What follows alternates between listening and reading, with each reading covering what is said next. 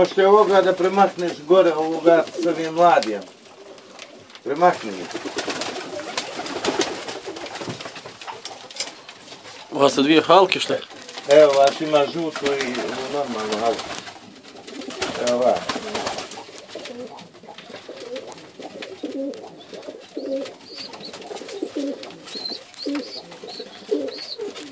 S prednje strane kad ga gledaš ko kole izgleda.